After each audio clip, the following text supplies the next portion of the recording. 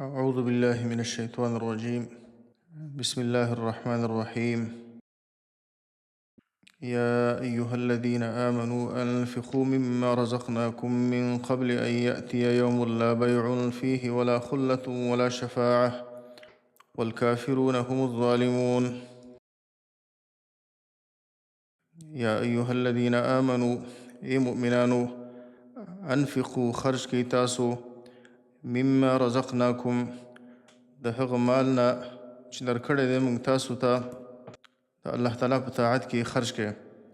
من قبل ان یأتیا مخکې د دې نه چې راشي یوم داسې ورځ لا بیع فیه چې نه به یې اخیستلو خرڅول په هغه ورځ کې ولا خلة او نه به یې دوستي په هغه ورځ کې دوستان به دوستانو ته فایده نشي ورکولی ولا شفاعة او نه به یې شفاعت په هغه ورځ باندې د کافرانو دپاره به بالکل شفاعت نه وي او د ګناهګارانو مؤمنانو دپاره به هم د الله د اذن نه بغیر شفاعت نه وي. والکافرون هم الظالمون او کافران هم دوی ظالمان دي. الله لا اله الا هو الله تعالی لا اله نشته دی هیڅ حقدار د عبادت الا هو مگر الله تعالی الحي همیشه دپاره ژوندی دی او په هغه باندې مرګ نه راځي.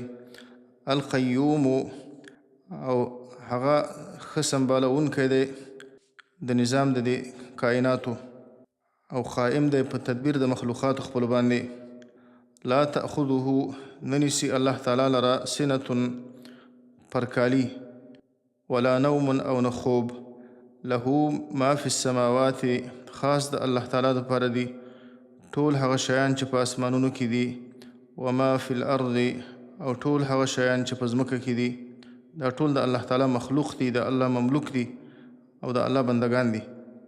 من ذا الذي څوک دی هغه کس یشفع چې شفاعت وکي عنده په نزد د الله تعالی باندې الا باذنه مگر په اذن د الله تعالی یعنی هیڅوک نشته دی چې د الله د اذن نه بغیر د الله په حضور کې الله ته د چا باره کې شفاعت او سفارش وکي. یعلم ما بین ایدیهم پوهیږي الله تعالی په هغو امورو باندې بین ایدیهم چې د دوی مخې ته دي وما خلفهم او په هغو امورو باندې چې د دوی شاته دي په هغه خبرو باندې چې هغه کارونه او هغه شیان چې هغه فی الحال دپاره موجود دي یا په راتلونکي زمانې کې واقع کیږي او په هغه څه باندې چې هغه مخکې تیر شوي دي. ولا یحیطون او احاطه نشي کولی دا مخلوقات بشیء من علمه په هیڅ یو شي سره د علم د الله تعالی نه هیڅ یو شی د معلوماتو د الله نه په خپل علم کې دا بندگان نشي راوستلی الا بما شاء مگر په هغه څه باندې چې الله تعالی یې وغواړي چې الله هغو ته د کوم شي تعلیم ورکړي چې الله یې هغو ته د تعلیم ورکولو اراده وکړي یوازې په هغه شیان باندې پوهیږي دا مخلوقات. وسع کرسیه فراخه ده کرسی د الله تعالی السماوات والارض اسمانونو او ځمکې ته د الله تعالی کرسی دومره لویه ده چې په اسمانونو په ځمکه باندې احاطه کړي. ولا یعوده او نه درندیږي په الله تعالی باندې او نه سختیږي په الله تعالی باندې حفظهما حفاظت د اسمانونو او د ځمکې وهو العلی العظیم او همدا الله تعالی العلی اوچت ذات دی هم د ذات په لحاظ باندې هم د صفاتو په لحاظ باندې او هم د مرتبې په لحاظ باندې العظیم او لوی دی د ذات په لحاظ د صفاتو په لحاظ او د پادشاهي په لحاظ باندې په هر لحاظ باندې لوی دی. لا اکراه فی الدین نشته دی زور په دین کې او دا معنی چې د دین په قبلولو کې تاسې په چا باندې زور مه کوئ. قد تبین الرشد یقینا ښکاره شوی دی هدایت من الغی د گمراهی نه د هدایت لاره او د گمراهی لاره سره دا جدا شوي ده او دا دواړه واضحه شوي دي. فمن یکفر بالطاغوت نو هغه څوک چې کفر وکړي په طاغوت باندې په هر معبود من دون الله باندې ویؤمن بالله او ایمان ولري په الله تعالی باندې فقد استمسک نو یقینا راوینی ولا او منګلی ولګولې بالعروة الوثقى په هغه کړۍ مضبوطه باندې چې هغه د لا اله الا الله کلمه ده. نو یقینا د توحید په عقیده باندې د منګلې ولګولې. لا انفصام لها، داسې کړۍ چې نشته دي قطع کېدل او نشته ماتېدل د هغې دپاره. والله سمیع علیم، او الله تعالی ډېر ښه اورېدونکی او په هر څه باندې عالم دی. الله ولی الذین آمنوا، الله تعالی دوست دی د هغو کسانانو چې مؤمنان دي. یخرجهم، راباسي دوی لره الله تعالی من الظلمات، د هر قسم تیارونه، الى النور، د رڼا طرف ته. والذین کفروا، او هغه کسانان چې کافران دي، اولیاؤهم الطاغوت، دوستان د هغوی طاغوتان دي، شیطانان. او دا کم کسانان چې ګمراهي طرف ته دعوت کوي. یخرجونهم، راباسي دا شیطانان او دا طاغوتان دوی لره من النور، د رڼا نه، الى الظلمات، د تیارو طرف ته. اولئک اصحاب النار، دا قسم خلق د جهنم د اور والا دي. هم فیها خالدون، دوی به د جهنم په اور کې همیشه دپاره وي. الم تر الى الذي حاج ابراهیم، الم تر، آیا تا نه دي لیدلي؟ الى الذي حاج ابراهیم، یعنی آیا ته د دې کس په حالت باندې خبر نه یې؟ الى الذي، هغه چاته، حاج ابراهیم چې بحث او مناظره یې وکړه د ابراهیم علیه السلام سره. فی ربه، په باره د رب د هغه کې. ان آتاه الله الملک، د دې وجه نه چې ورکړې وه هغه ته الله تعالی پادشاهي. د پادشاهي د وجه نه په تکبر کې راغی او په خپله یې د ربوبیت دعوه وکړه چې زه رب یم. اذ قال ابراهیم ربي الذي یحیی ویمیت، نو کله چې د ابراهیم علیه السلام نه هغه پوښتنه وکړه، نمرود ځینې مراد دی، کله چې د ابراهیم علیه السلام نه پوښتنه وکړه چې ستا رب څوک دی، ابراهیم علیه السلام وویلې ربي الذي، زما رب هغه ذات دی، یحیی ویمیتو، چې ژوندي کول کوي او مړه کول کوي. قال انا احیی و امیتو، وویلې هغه انا احیی، زه هم ژوندي کول کوم، و امیتو، او مړه کول کوم.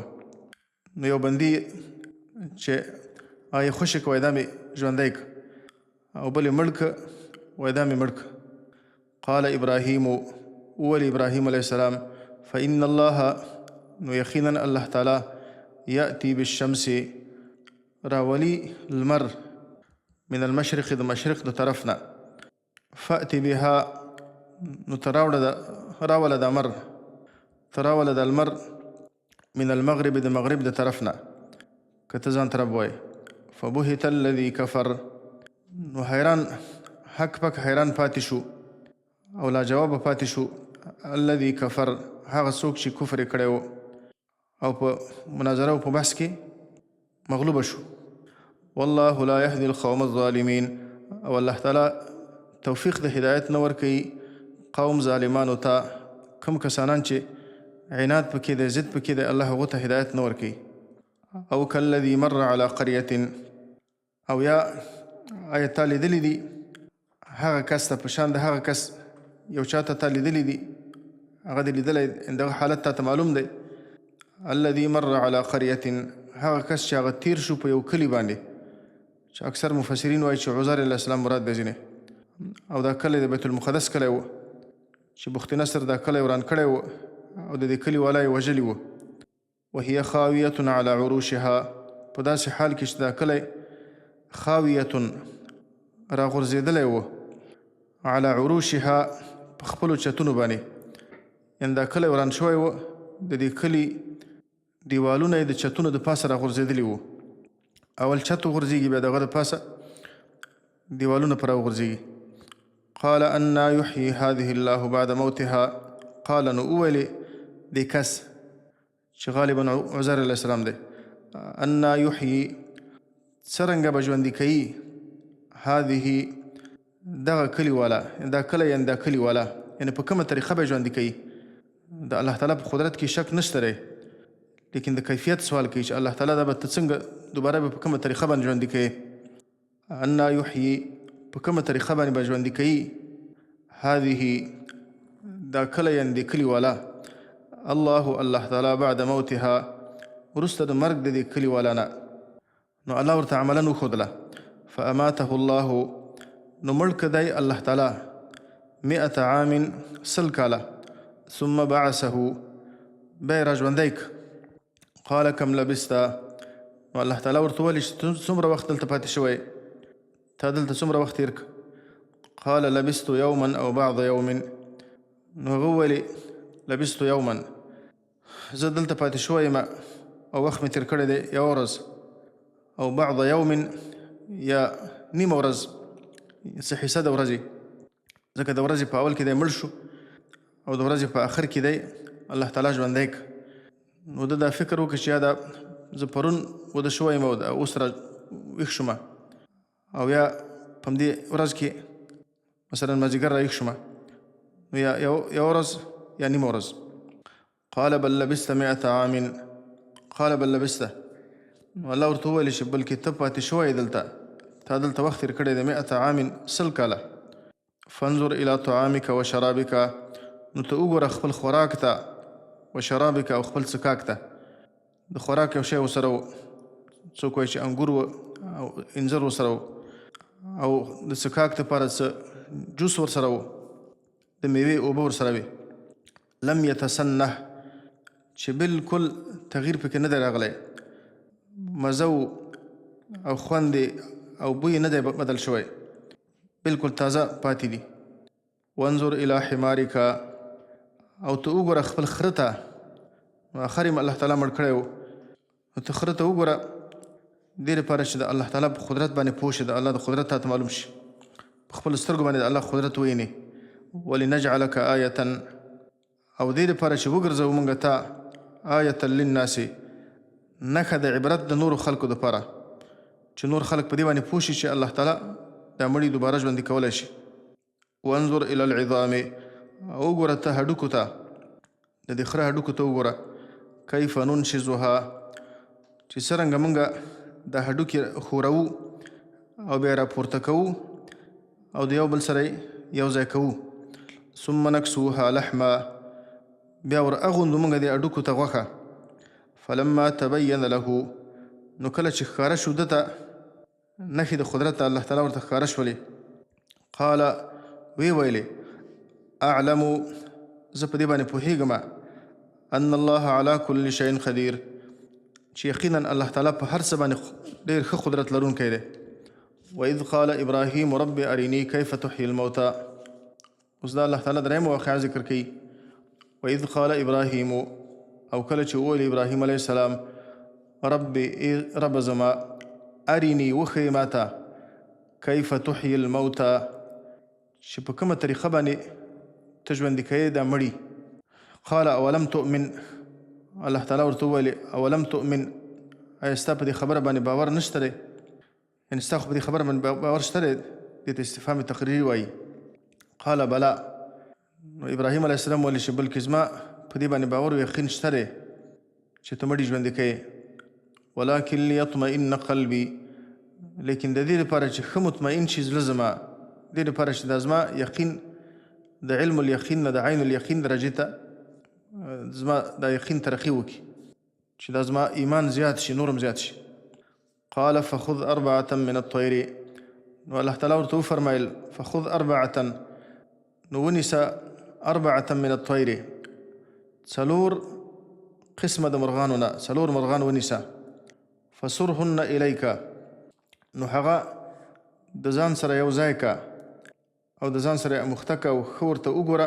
دې لپاره چې د هغو شکل او د هغو صورت دا ستا په ذهن کې ښه سم کیني دې لپاره چې وروسته چې دا زه ژوندي کومه چې تا ته د هغو شکلونه او د هغو ټول کیفیت مکمل معلوم وي چې ته په دې پوه شې چې دا همهغه مرغان دي فصرهن الیک نو دا ځان سره یې رایو ځای کا او ځان سره یې مخته کا او ښه ورته وګوره او ټوټې ټوټې کا ثم اجعل على كل جبل ذبح کو بیا ټوټه ټوټه کا ثم اجعل على كل جبل بیا وګرځوه په هر غر باندې د ستا خواوشا چې کوم غرونه دي په دې هر غره باندې وګرځوه یعنې کېږده منهن د دې مرغانو نه جزءا یو حصه ثم ادعوهن بیا آواز وکړه دوی ته راویې بله یأتینک راځي به تا ته دغه مرغان سعیا په منډه باندې واعلم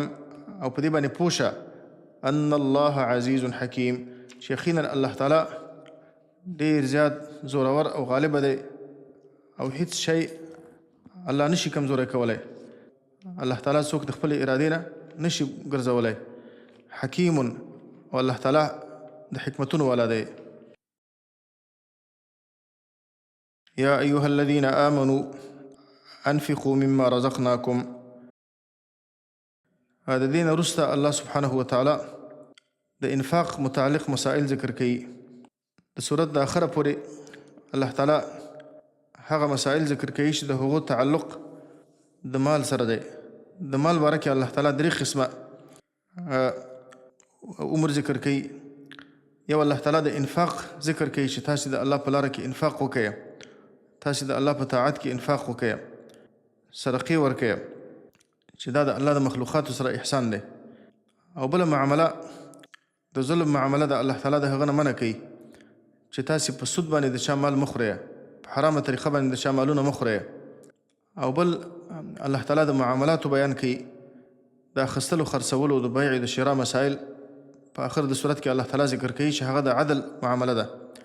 نو 3 قسمه معاملات، مالی معاملات الله ذکر کوي. اول انفاق ذکر کوي چې دا د الله د مخلوقاتو سره احسان دی، الله دې ته ترغیب ورکوي. دوم الله تعالی د سود نه منع کوي چې دا د الله د مخلوقاتو سره ظلم دی. او دریم الله تعالی د په دې عامو معاملاتو کې په اخیستلو خرڅولو کې الله تعالی د عدل امر کوي چې تاسې په دې کې د عدل و انصاف نه کار واخلئ. په اول کې الله تعالی د انفاق مسائل ذکر کوي. الله تعالی انفاق ته ترغیب ورکوي. د انفاق لپاره الله تعالی شرایط ذکر کوي. لکه په دې آیت کې الله تعالی خپل بندگانو ته د انفاق ترغیب ورکوي.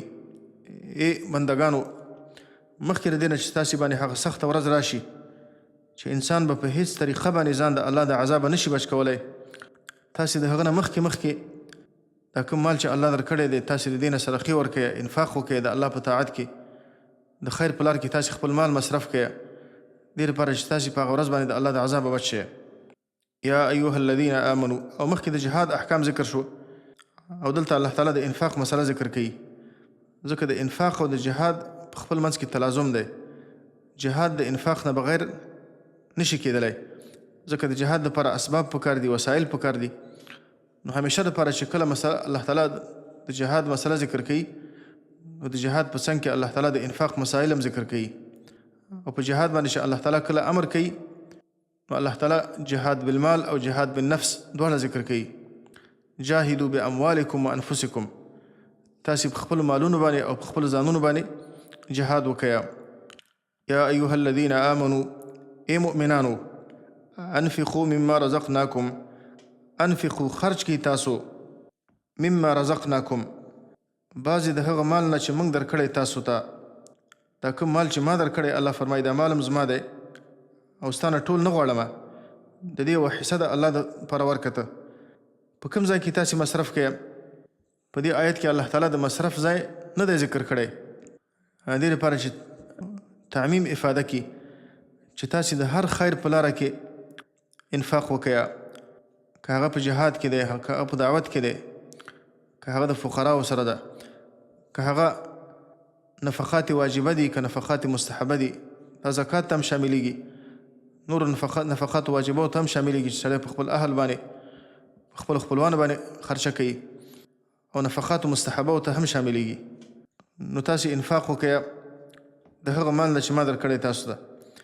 من قبل ان یأتیا، مخکې د دې نه چې راشي یوم لا بیع فیه، هغه ورځ لا بیع فیه، د قیامت هغه سخته ورځ په تاسې باندې راشي چې په هغه ورځ باندې به انسان په هیڅ وجه باندې د الله د عذابه ځان نشي بچ کولی. دنیا کې چې د بچاو دپاره د خلاصېدو دپاره څومره لارې دي، انسان به په هغه ورځ باندې په دې یوه لاره باندې د الله د عذابه ځان نشي بچ کولی. دنیا کې چې انسان باندې کله سخته راشي، پیسې ورسره وي، مثلا ګرمي ده ځان ته ارکنډیشن واخلي، ځان ته پکای واخلي، پیسو باندې کولی شي خپل مشکلات حل کړي. نو الله فرمایي چې په هغه ورځ باندې به اخیستلو خرڅول نه وي. دنیا کې انسان کولی شي که خپله ورسره څه نشته دوستانو ته ووایي، دوستانو انسان ته پکارېږي، نو الله فرمایي چې هغه ورځ باندې به دوستان هم نه پکارېږي. دنیا کې چې کله انسان ته کوم مشکل پیدا شي، یو څوک د هغه باره کې سفارش وکړي، شفاعت وکړي، نو په شفاعت باندې انسان بچ کېږي. نو الله فرمایي دغه ټولې لارې به د قیامت په ورځ باندې بند دي. نو تاسې مخکې د دې نه چې هغه ورځ راشي، تاسې د الله دپاره انفاق وکړئ، د الله په طاعت کې انفاق وکړئ، او په دې سره ځان د الله د عذابه بچ کړئ. لکه رسول الله صلی الله علیه وسلم فرمایي: تصدق وانت صحیح شحیح تخشى الفقر وتأمل الغنى. ته په داسې حالت کې صدقه ورکړه چې ته تندرسته یې او ستا په زړه کې د مال حرص دی، چې انسان تر څو پورې ژوندی دی نو د انسان په زړه کې د مال حرص دی، په انسان کې بخل موجود وي، د انسان نفس نه غواړي چې دغه مال کم شي، نور د زیاتېدو کوشش کوي. نو ته په دغسې وخت کې صدقه ورکړه. ولا تمهل حتى اذا بلغت الحلقوم. او هغې ورځې ته انتظار مه کوه چې ستا دا روح دا مرۍ ته ورسېږي، د مرګ حالت در باندې راشي، بیا ته وایې چې دا زما مال پلاني ته دومره ورکوې، پلاني ته دومره ورکوې. نو اوس که ته ورکوې که نه ورکوې، دا خو هسې ستا مال نه دی، اوس دا خو ستا د ورثو مال دی. ته په هغه وخت کې صدقه وکړه چې ته رک روغ یې، تندرسته یې، او تا کې د مال حرص وي. نو دا آیت هم تقریبا دغسې مقصد دی. نو تاسې انفاق وکړي. الله فرمایي: مما رزقناکم، د هغه مال نه چې درکړی دی موږ تاسو ته، من قبل ان یأتیا، مخکې د دې نه چې راشي په تاسې باندې، یوم، هغه سخته ورځ، لا بیع فیه، چې نه به یې اخیستلو خرڅول په هغه کې، انسان به د پیسو په مقابل کې د الله د عذاب ځان نشي بچ کولی.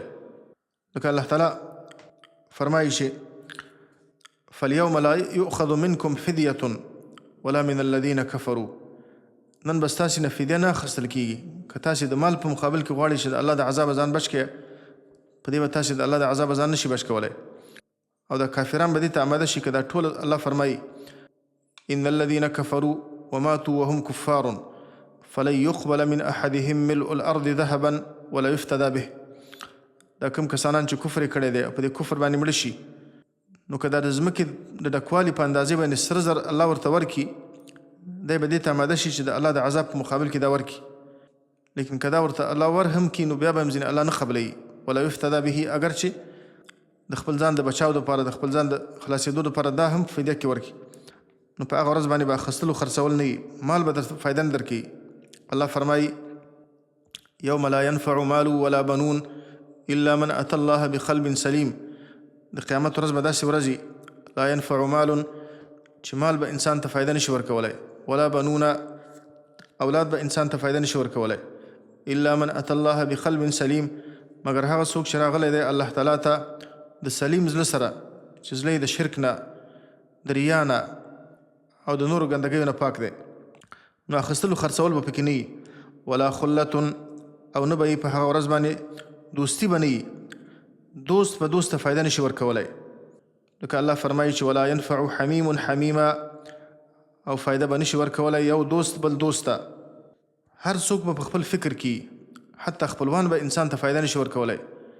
الله فرمایي چې یوم یفر المرء من اخیه، په هغه ورځ باندې چې انسان یو څوک به تیښته کوي د خپل ورور نه، و امه و ابیه، او د خپل مور نه، د خپل پلار نه، و صاحبته و بنیه، او د خپل ښځې نه، د خپلو بچانو نه.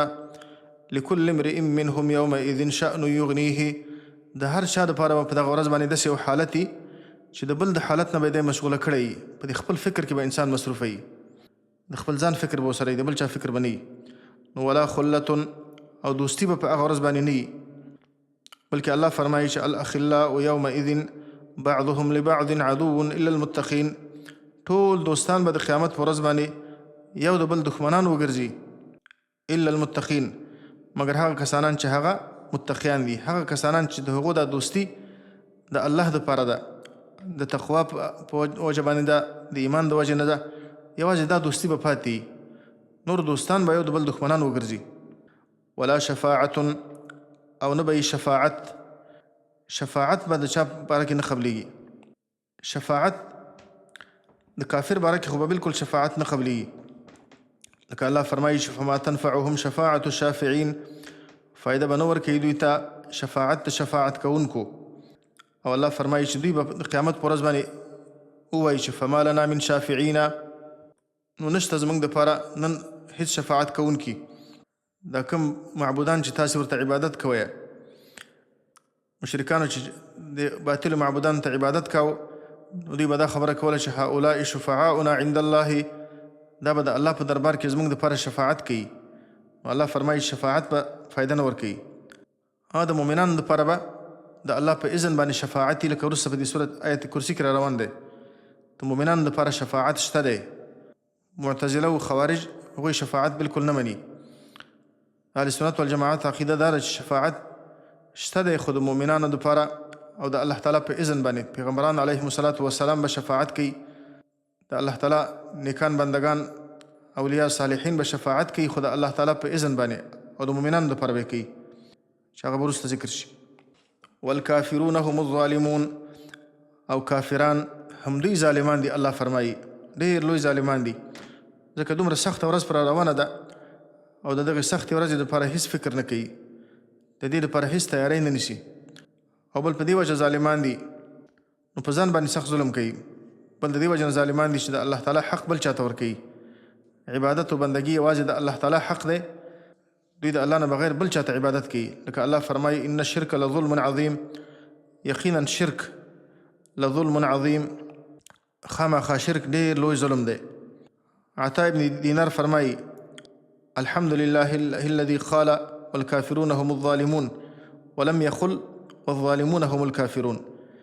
وای دا شکر دی چې الله تعالی داسې وویلي چې والکافرون هم الظالمون، او کافران هم دوی ظالمان دي، او داسې ونه ویلي چې ظالمان کافران دي، چې ټول ظالمان کافران دي. ځکه هر انسان چې ګناه کوي هر ګناهګار ظالم دی. نو دا الحمدلله چې داسې ونه ویلي چې والظالمون هم الکافرون، بلکې داسې ویل چې والکافرون هم الظالمون. الله لا اله الا هو الحي القيوم، دې ته آیت الکرسي وایي، او دا د قرآن کریم په ټولو کې د معنا په لحاظ باندې عظیم الشان آیت دی. حدیث کې راغلی دی ابی بن کعب رضی الله عنه وایي چې زما رسول الله صلی الله علیه وسلم پوښتنه وکړه ای آیة معک اعظم، ستا سره د قرآن کریم په آیتونو کې ای آیة فی کتاب الله اعظم، د قرآن کریم په آیتونو کې کوم آیت ډېر لوی آیت دی؟ ما ورته وویل چې الله او د الله رسول ښه پوهېږي. رسول الله صلی الله علیه وسلم څو کرته ما نه دا پوښتنه وکړه. وایي بیا ما ورته وویل چې آیت کرسي د قرآن کریم په آیتونو کې ټول نه لوی آیت دی. وایي ما ته رسول الله صلی الله علیه وسلم وفرمایل لیهنک العلم ابا المنذر، دا علم د ستا لپاره مبارکي ابو المنذره. ابو المنذر د هغه کنیت و، یعنې ستا دا خبره صحیح خبره ده. د قرآن کریم په ټولو آیتونو کې لوی آیت کرسي دی. د الفاظو په لحاظ باندې خو د قرآن کریم د ټولو نه لوی آیت مداینې دی، یا چې دې صورت کې راځي وروسته یا ایها الذین آمنوا اذا تداینتم بدین. لیکن دا آیت د معنا په لحاظ باندې د قرآن کریم په آیتونو کې لوی آیت دی، د معنا په لحاظ باندې. او د دې باره کې حدیث کې راغلی دی ابو امامه باهلي رضی الله عنه وایي من قرأ آیة الکرسی دبر كل صلاة مكتوبة لم يمنعه من دخول الجنة إلا الموت. وای که چا د هر فرض منځه پسې آیت کرسي وویلې نو د دو او د جنت منځ کې به بل معنی نه وي ما سوا د مرګه، چې دی مړ شي نو په قبر کې به ورته الله تعالی د جنت نعمتونه ورکوي. او بل حدیث کې راغلی دی ابو هریره رضی الله عنه وایي چې رسول الله صلی الله علیه وسلم ما ته وظیفه راکړې وه چې د رمضان هغه صدقة الفطر چې د هغه حفاظت وکړمه. صحابه به یوه ورځ مخکې یا دوه ورځې مخکې به صدقة الفطر را جمع کوله، بیا به یې د اختر په ورځ باندې فقراء او مساکینو ته ورکوله، نو یو ځای ته به را جمع کوله. نو ما ته رسول الله صلی الله علیه وسلم د دې خبرې وظیفه را کړې وه چې زه د صدقة الفطر حفاظت وکړمه. یو کس ما ته راغی او دا کوم خوراکونه چې را جمع شوي هغوی به خوراکونه ورکول، طعام به یې ورکاوه، نو د دې نه غلا کوله. هغه ما ونیوه و ما ورته وویل چې لارفعنک الی رسول الله صلی الله علیه وسلم، زه به تا پیغمبر صلی الله علیه وسلم ته پیش کړم. وایي ما ته یې زاري وکړه چې ما پرېږده، زه محتاجه یم، وعلی عیال ولی حاجة شدیدة، اولاد مې دی او ډېر مجبوره یم. وایي ما پرېښوده. وایي سبا ته مې پیغمبر اسلام ته دا قصه وکړه. سبا پیغمبر اسلام ته خپله وویلې چې ما فعل اسیرک البارحه، بېګا چې ستا کوم بندي و هغه څه وکړه. وایي ما ورته را قصه وکړه چې دغسې ما ته عذر پیش کړه، نو رحم مې ورباندې راغی او پرې مې ښوده. رسول الله صلی الله علیه وسلم ما ته وویل چې اما انه قد كذبك وسيعود وایي تا ته دروغ ویلي دي او دا به بیا هم راځي. وایي زه په دې پوه شوم چې بیا به راځي ځکه د الله پیغمبر دا خبره کړې وه. نو بیا راغی، نو بیا یې همغسې کار وکړه. وایي بیا ما ورته وویل چې زه به تا پیغمبر اسلام ته پیش کوم. وایي بیا یې راته عذر پیش کړه. وایي رحم مې ورباندې راغی، پرې مې ښوده. سبا ته بیا پیغمبر اسلام ما ته وویل چې هغه څه وکړه. خو داسې څو 3 کرته راغی. په 3م کرت باندې چې کله دا خوراک دا یې پټاوه، نو وایي ما ورته وویل چې زه به تا خامخا پیغمبر اسلام ته پیش کوم او دا به ستا آخري ځلي، نور ستا عذر نه منم. ته ما ته همیشه وایي چې زه بیا نه راګرځم، بیا نه راځم او ته بیا راځې. وایي ما ته یې وویل چې ما پرېږده چې تا ته زه څه کلمات وښیم. دعني أعلمك كلمات ينفعك الله بها. تا ته به څه کلمات وښیم چې الله به تا ته په هغه باندې فایده ورسوي. ما ورته ویل چې کوم کلمات؟ وایي دا راته ویلې چې کله د خوب ځای ته راشي، بسترې ته راشي، نو آیت کرسي ووایه، الله لا اله الا هو الحي القيوم تر اخره پورې. فإنك لن يزال عليك من الله حافظ ولا يقربك شيطان حتى تصبح. ته چې آیت کرسي ووایې نو د الله د خوا نه به تا باندې یو څوکیدار مقرر شي او شیطان به تا ته نه نږدې کېږي د سبا پورې. و بیا مې پرېښوده. نو پیغمبر اسلام ته مې دا قصه وکړه. هغه چې ما نه پوښتنه وکړه دا قصه مې ورته وکړه. نو رسول الله صلی الله علیه وسلم ما ته وویلې اما انه قد صدقك وهو كذوب. تا ته صحیح خبره کړې ده، اگر چې دی دروغجن دی خبره تا ته صحیح کړې ده. وایي بیا راته وویلې چې ته په دې پوه شوې چې دا 3 شپې چې تا ته راته دا څوک وه؟ وایي ما ورته وویلې چې نه، رسول الله صلی الله علیه وسلم وویل چې دا شیطان وه. نو کله کله یو بد انسان هم یو چا ته ښه خبره کوي، نو ښه خبره به یې منې. نو دې حدیث نه معلومیږي ځکه د الله پیغمبر د دې خبرې تایید وکړه چې آیت کرسي دا د انسان دپاره حفاظت دی، انسان د شیطانانو نه بچ کوي. داسې د ابی ابن کعب په حدیث کې راغلی دي چې هغه د یو شیطان سره یو جني سره غېږه ونیولې، هغه یې چپک. بیا د هغه نه پوښتنه کړې وه چې موږ ستاسې نه په څه باندې بچ کېږو؟ وایي هغه وویل چې په آیت کرسي باندې بچ کېږئ. او په آیت کرسي کې د الله تعالی اسم اعظم دی. یو حدیث کې راغلی دي د اسما بنت یزید روایت دی چې رسول الله صلی الله علیه وسلم فرمایلی دي چې د الله تعالی اسم اعظم چې دی دغه 2 آیتونه چې الله لا اله الا هو الحي القيوم آیت کرسي، او د سورة آل عمران اول آیت الف لام میم الله لا اله الا هو الحي القيوم. و په دې دواړو کې اسم اعظم دی، د الله اسم اعظم دی. نو دې نه معلومیږي چې اسم اعظم د الله تعالی دغه الحي القيوم دی. او بل روایت کې راغلی دي د ابو امامه باهلي په روایت کې راغلی دي چې د الله تعالی اسم اعظم الذي اذا دعي به اجاب.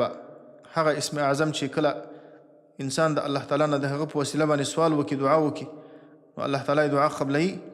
دا په 3 سورتونو کې دی. یو په سورة بقره کې دی، یو په سورة آل عمران کې دی، او بل په سورة طه کې دی.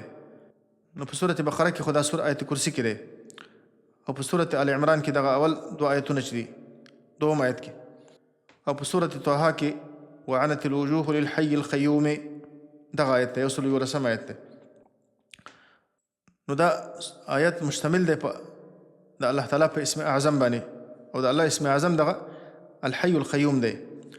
همدا وجه ده چې پیغمبر صلی الله علیه وسلم چې به کله دعا کوله نو په دعا کې به د الله تعالی دا نوم یاداوه، یا حي یا قیوم برحمتک استغیث اصلح لي شأني كله الله لا اله الا هو الحي القيوم. آیت کرسی به لس جملې دي، او دا هر جمله د الله تعالی په توحید باندې مشتمله ده. د آیت کرسی مقصد د الله تعالی د توحید اثبات دی. په دې کې د الله تعالی د توحید اثبات دی، او په دې کې د الله تعالی تعارف شوی دی. الله خپل ځان معرفي کړی دی په خپلو نومونو باندې، په خپلو صفاتو باندې، او په خپلو کارونو باندې. نو ځکه دا آیت د ټول نه عظیم الشان آیت دی، ځکه د دې موضوع ډېره اوچته موضوع ده چې دا مکمل د الله تعالی د ذات سره تعلق دی، د الله د معرفت سره تعلق دی. د دې وجه نه دا اعظم آیت فی القرآن دی. او په دې آیت کې اول کې الله تعالی یو دعوه ذکر کړې ده چې د الله نه بغیر هیڅ څوک د عبادت مستحق نشته دی. دا دعوه ده. بیا الله په دې دعوې باندې الله تعالی بیا دلایل ذکر کوي. الله لا اله الا هو، الله تعالی لا اله نشته دی هیڅ حقدار د عبادت، مستحق د عبادت الا هو مگر الله تعالی. د الله نه بغیر بل هیڅوک د الوهیت مستحق نه دی، یوازې الله دی چې هغه اله کېدلی شي. د الله نه بغیر چې دا څومره معبودان چې خلک عبادت کوي دا باطل معبودان دي، هغه د عبادت مستحق نه دي. ولې نه دي؟ ځکه چې د الوهیت صفتونه یوازې په الله تعالی کې دي. هغه صفتونه چې اله باید ولري هغه یوازې په الله کې دي، په الله نه بغیر بل چا کې نشته دي. اله باید داسې ذات چې هغه همیشه ژوندی وي، په هغه باندې مرګ را نشي، دا صفت یوازې په الله کې دی. اله باید داسې څوک چې هغه د دې ټولو کائناتو تدبیر کوونکی، د دې نظام سنبالونکی، دا صفت یوازې په الله کې دی. اله داسې باید څوک، داسې ذات باید وي چې هغه باندې هیڅ یوه لحظه غفلت را نشي، دا صفت یوازې په الله تعالی کې دی. لکه دا صورت کې دا خبره ذکر کېږي. اله باید هغه ذات وي چې هغه د ټولو کائناتو مالک او خالق او مدبر او پادشاهي، او دا صفت یوازې په الله تعالی کې دی. اله باید جباري، قهاري، اله باید په هر څه باندې عالمي، دا صفتونه یوازې په الله کې دي. دلته په دې آیت کرسي کې دا ذکر کېږي. الحي القیوم، هغه الله تعالی الحي، دا الله تعالی چې دی الحي ژوندی دی په کامل حیات سره. هسې خو مخلوقاتو کې هم ژوند شته دی، لیکن د مخلوقاتو کوم ژوند چې دی هغه ناقص ژوند دی. د الله تعالی ژوند کامل ژوند دی، حیات کامله دی چې په الله باندې په هیڅ وخت کې مرګ نه راځي. الله باندې په هیڅ وخت کې عدم نه دی راغلی، نور باندې عدم سابقه راغلی دی، نو اوس عدم شته، نه په آینده کې به عدم په راشي. هو الاول والآخر والظاهر والباطن، الله تعالی اول دی، الله تعالی د هر څه نه مخکې و او هیڅ شی نه و. کان الله ولم یکن معه شیء، الله و او د الله سره هیڅ شی نه و، او الله تعالی به د مخلوقات به ټول فنا کېږي. نو الله تعالی همیشه ژوندی دی. لکه الله فرمایي وتوکل علی الحي الذي لا يموت، او ته توکل وکړه په هغه ژوندي ذات باندې الذي لا يموت، هغه ذات چې هغه نه مړ کېږي، په هغه باندې مرګ نه راځي. القیوم، او الله تعالی قیوم دی، په الله تعالی کې د قیومیت صفت دی. قیوم یو معنا خو دا ده چې الله تعالی په خپل قائم بنفسه دی. الله تعالی په دې خپله بقا کې چاته محتاج نه دی. الله د ټولو ما سوى الله نه، د الله نه بغیر چې څومره موجودات دي ټول نه الله تعالی مستغني و غني دی. او بل قیوم معنا دا ده القیوم، هغه الله تعالی چې هغه قائم دی په تدبیر د مخلوقاتو باندې. قیوم دا د مبالغې صیغه ده چې هغه ډېر ښه سمبالونکی دی د نظام د مخلوقاتو. دا مخلوقات هغه پیدا کړي دي او د پیدا کېدو نه وروسته الله تعالی د دې مخلوقاتو تدبیر کوي، انتظام کوي. دا نظام الله تعالی چلوي. د نظام د چلولو لپاره د الله سره بل څوک شریک نشته دی. قیوم یوازې د الله صفت دی. قیوم بعضې خلک خپلو پیرانو ته قیوم زمان وایي. قیوم یوازې الله دی، د الله نه بغیر بل څوک قیوم دا نشي کېدلی. الحي القیوم، او دا د الله تعالی د الحي القیوم دا صفات، لکه مخکې مې دا خبره وکړه چې دا د الله تعالی دا هر یو د الله اسم اعظم دی. دا حي او قیوم دا د الله تعالی ټولو صفاتو ته شاملیږي. دا متضمن دي د الله تعالی د ټولو صفاتو لره. حي د الله دوه قسمه صفات دي، یو د الله تعالی صفات ذاتیه دي، یو د الله تعالی صفات فعلیه دي. صفات ذاتیه دي ته ویل کېږي چې هغه هیڅ وخت کې د الله نه نشي نفي کېدلی، هیڅ وخت کې د الله نه نفي کېږي. او صفات فعلیه هغه صفات دي چې هغه د الله تعالی د مشیت او د ارادې سره تعلق لري، چې کله الله وغواړي نو هغه کار کوي، چې کله الله ونه غواړي نه کوي. لکه یو چا ته روزي ورکوي یا نه ورکوي، یا ژوندی کوي یا نه ژوندی کوي، نو دا صفات فعلیه دي. نو د حي صفت چې دی دا د الله تعالی د ټولو صفاتو ذاتیه ولر متضمن دی.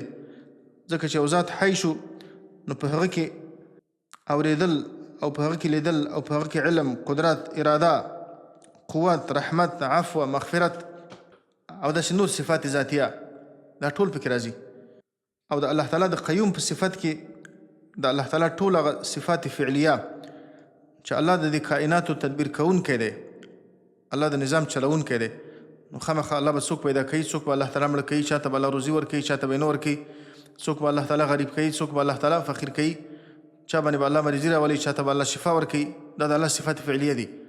نو دا د الله تعالی د ټولو صفاتو فعلیو دپاره متضمن صفت دی. لا تأخذه سنة ولا نوم. معبود هغه څوک کېدلی شي چې هغه کې دا صفات دي.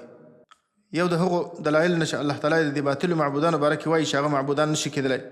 الله فرمایي چې اموات غیر احیاء، هغوی مړه دي او ژوندي نه دي. چا باندې چې مرګ راځي هغه اله نشي کېدلی. لا تأخذه سنة ولا نوم.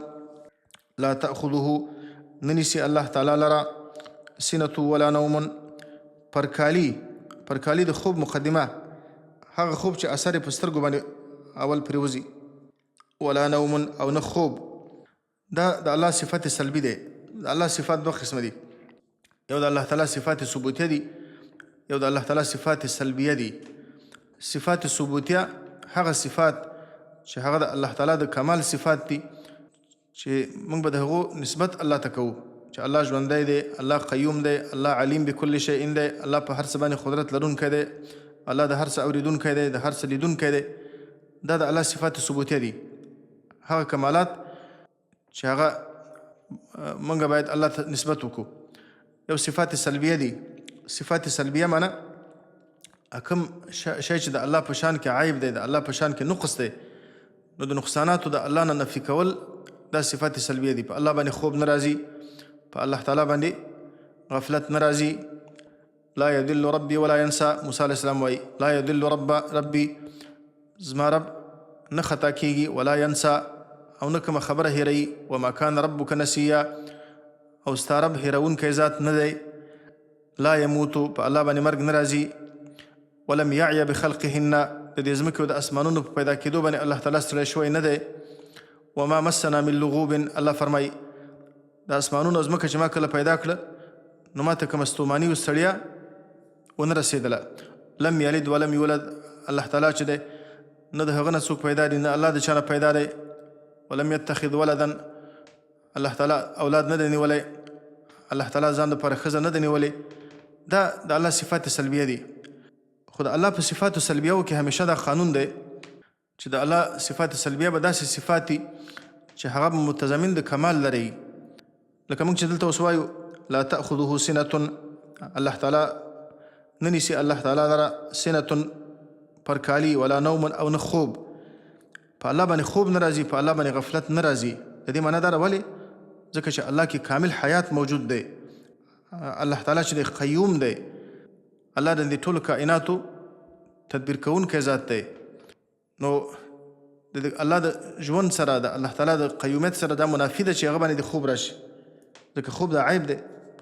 موږ چې وایو چې الله ستړی شوی نه دی، ولا یعوده حفظهما، د آیت کې راځي د اسمانونو د ځمکې حفاظت الله تعالی په الله باندې بوج کېږي نه، په الله باندې دا سخت نه تمامیږي لکمال قدرته، ځکه چې الله تعالی کې کامل قدرت دی. نو د الله هر صفت سلبي دا د یو کمال لره متضمن دی، په هغه کې یو کمال ته اشاره وي. نو اسې صفات سلبیه د الله تعالی بعضې خلک د الله نه ځینې شیان نفي کوي، خو هغه داسې خبرې چې په هغو کې کوم کمال نه وي. لکه ته پاچا ته ورشي، پاچا ته وایي چې ته چې ته ډم نه یې، ته جولا نه یې، او ته داسې نه یې، ته داسې نه یې. دا خوشې خبرې دي. دا رقم صفات سلبي دا غلط دي. هغه صفات سلبي به الله ته نسبت کوو چې په هغه کې یو کمال موجود وي. لکه دلته لا تأخذه سنة، نه نیسي الله تعالی لره پرکالي، ولا نوم او نه خوب.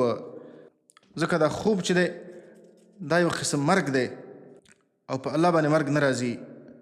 او ځکه مخکې دا خبره ذکر شو چې الله تعالی همیشه ژوندی دی، الله تعالی قیوم دی. د قیومیت سره دا منافي ده چې په هغه باندې غفلت راشي. که الله غافله شي علیاذ بالله نو بیا به د دې کائناتو تدبیر څنګه کوي؟ نو دا د دې مخکې جملې لپاره یو قسم دلیل دی. له ما فی السماوات و ما فی الارض. دلته د الله تعالی پاچاهي ذکر کېږي چې الله پاچا دی، الله مالک دی، الله خالق دی. نو ځکه یوازې الله تعالی اله کېدای شي، د الله نه بغیر بل څوک اله نشي کېدلی، او دا صفت د الله نه بغیر بل چا کې نشته دی. له ما فی السماوات، خاص د الله دپاره دی. ما فی السماوات، ټول هغه شیان چې په اسمانونو کې دي. وما فی الارض، او ټول هغه شیان چې په ځمکه کې دي. ملکا خلقا عبیدا، دا ټول د الله تعالی مملوک دي، الله یې مالک دی. دا ټول د الله تعالی مخلوق دي، الله یې خالق دی. دا ټول د الله تعالی بندگان دي الله تعالی معبود دی. که الله فرمایي ان كل من في السماوات والارض الا آتي الرحمن عبدا. ندي ټول هغه شیان چې په اسمانونو کې دي او په ځمکه کې دي مګر دا به الله ته راځي، رحمان ذات ته به راځي د بندگانو په صفت باندې. دا ټول د الله بندگان دي، دا ټول د الله مخلوق دي، دا ټول د الله مملوک دي او د ټولو الله د ټولو سید دی. من ذا الذي يشفع، نو د الله تعالی ملک او پاچاهي دا کامله پاچاهي ده. من ذا الذي يشفع عنده الا باذنه. په دې جمله کې الله تعالی د خپل جباریت او د خپل قهاریت ذکر کوي چې الله جبار ذات دی، الله تعالی چې د قهار ذات دی، الله خپل کبریا ذکر کوي، الله خپل جلال ذکر کوي. الله دومره کبریا او عظمت لري چې هیڅوک دا جرأت نشي کولای چې هغه د چا باره کې الله ته شفاعت وکړي. د الله د کبریا د وجې نه، د الله د جباریت د وجې نه، د الله د قهاریت د وجې نه، نه پیغمبران، نه اولیاء، نه صالحین، هیڅوک به دا جرأت نشي کولای چې د الله د اذن نه بغیر یو مجرم بالا کې الله ته شفاعت وکړي. من ذا الذي، څوک دی هغه کس، یشفع عنده چې شفاعت وکړي په نزد الله تعالی باندې د چا باره کې شفاعت وکړي، الا باذنه مگر په اذن د الله تعالی باندې. د الله د اذن نه بغیر به هیڅوک د چا باره کې شفاعت نشي کولای. ځکه د الله د عظمت د وجې نه، د الله د کبریا د وجې نه به څوک دا جرأت نشي کولای چې هغه د چا باره کې الله ته شفاعت وکړي، الا باذنه مگر د الله په اذن باندې. دې نه معلومیږي شفاعت شته دی، لیکن شفاعت به د الله تعالی په اذن باندې کېږي. مخکې آیت کې چې ولا شفاعتون، شفاعت نفي شو، مقصد د کافرانو باره کې به شفاعت نه وي او د الله تعالی د اذن نه بغیر به شفاعت نه وي. او د مؤمنانو باره کې او د الله په اذن باندې شفاعت، دا شفاعت به وي. الله تعالی پیغمبران به د ګناهګارانو مؤمنانو لپاره شفاعت کوي، دارنګه اولیاء صالحین د الله نیکان بندگان به د ګناهګارانو باره کې شفاعت کوي، خو د الله په اذن به کوي. د الله د اذن نه بغیر به څوک د الله سره خبرې نشي کولی.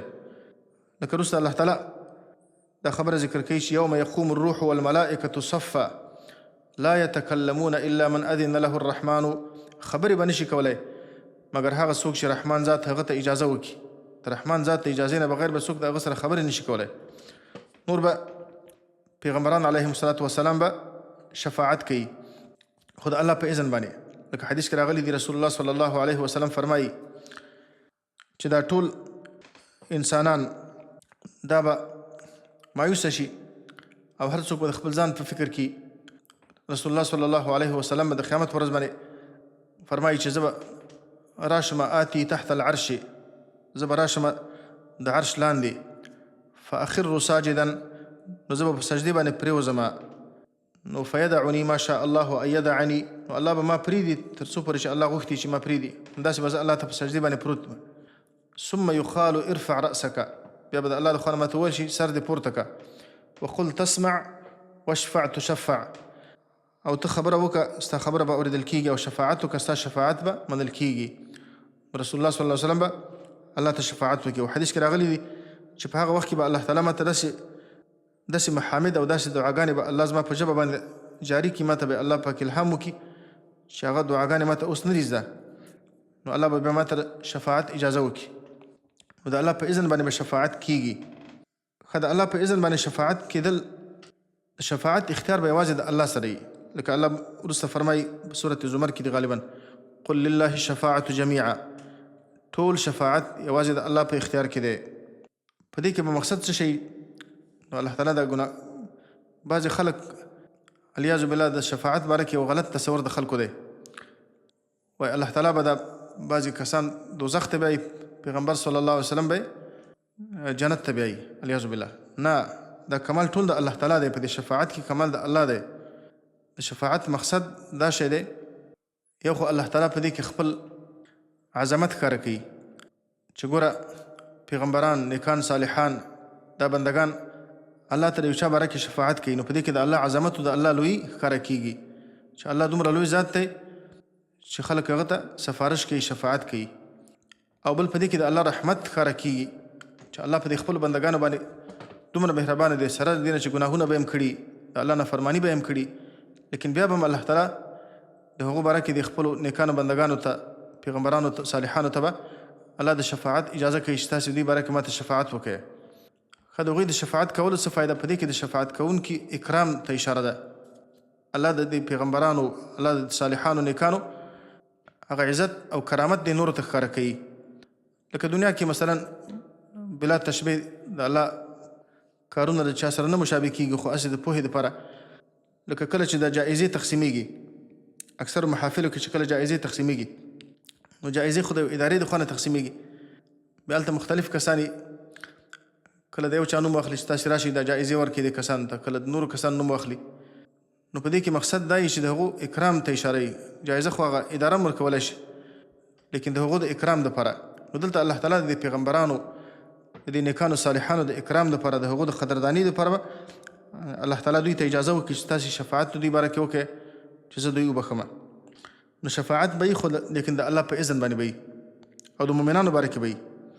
ولا یشفعون الا لمن ارتضى، الله فرمایي او شفاعت به نه کوي دا پیغمبران او دا نیکانو صالحان بندگان د الله الا لمن ارتضى، مگر د هغه چا لپاره چې الله ځینې خوشحاله وي. کوم چې د الله نیکان بندگان، موحدین بندگان، د کافر باره کې، د مشرک باره کې به شفاعت نه کیږي. یعلم ما بین ایدیهم وما خلفهم، په دې جمله کې الله تعالی د خپل کمال علم ذکر کوي چې د الله تعالی علم دا ډېر محیط علم دی، په هر څه باندې هیڅ یو شی د الله د علم د احاطې نه بیرون نه دي. یعلم ما بین ایدیهم، الله تعالی پوهیږي ما بین ایدیهم په ټولو هغو شیانو باندې، بین ایدیهم چې هغه د دوی مخې ته دي، وما خلفهم او هغه چې د دوی نه وروسته دي. هغه چې د دوی مخې ته دي، د اوس زمانې کې چې کوم شیان حالت روان دي، دا کوم حالت چې روان دی، کوم حالت چې راتلونکی دی، دا بین ایدیهم دی. وما خلفهم او په هغه څه باندې چې هغه د دوی نه شاته دي، یعنې پخوا زمانې کې چې څه واقع شوي دي، په دې ټولو باندې الله تعالی عالم دی. یعنې الله تعالی عالم دی په ما کانه باندې او په ما یکونو باندې، کوم چې مخکې واقع شوي دي او کوم چې وروسته واقع کېږي، په دې ټولو باندې الله تعالی عالم دی. دارنګه ما بین ایدیهم وما خلفهم په هغه څه باندې چې هغه د دوی مخې ته دي، لکه مخکې د قیامت او د آخرت حالات را روان دي. وما خلفهم او ما خلفهم نه مراد دنیا ده. الله د آخرت په حالاتو باندې، الله د دنیا په حالاتو باندې په ټول باندې عالم دی. دارنګه ما بین ایدیهم هغه عملونه چې د خلکو د ځانه مخکې لېږلي دي، وما خلفهم او هغه آثار چې د انسانانو د خپل ځان نه وروسته پرېښي دي، په دې ټولو باندې الله تعالی خبر دی. دا هیڅ یو شی د الله د علم د دایرې نه بیرون نه دي. وسع ربي كل شيء علما، دا اقصې دی. موسی علیه السلام وایي چې وسع ربي كل شيء علما، زما رب په ټولو شیانو باندې د علم احاطه کړې ده. زما د رب علم ټولو شیانو ته فراخه دی، شامل دی. وکان الله بكل شيء عليما، الله تعالی په هر څه باندې عالم دی. وما يعزب عن ربك من مثقال ذرة في الأرض ولا في السماء، في السماوات ولا في الأرض.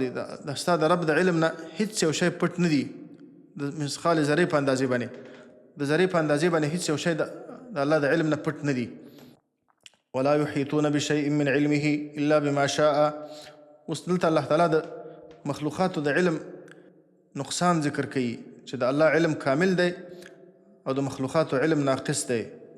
ولا يحيطون او احاطه نشي کولی د مخلوقات بشيء من علمه په هیڅ یو شي سره، من علمه د علم د الله تعالی نه، الا بما شاء مگر په هغه څه باندې چې الله تعالی یې وغواړي.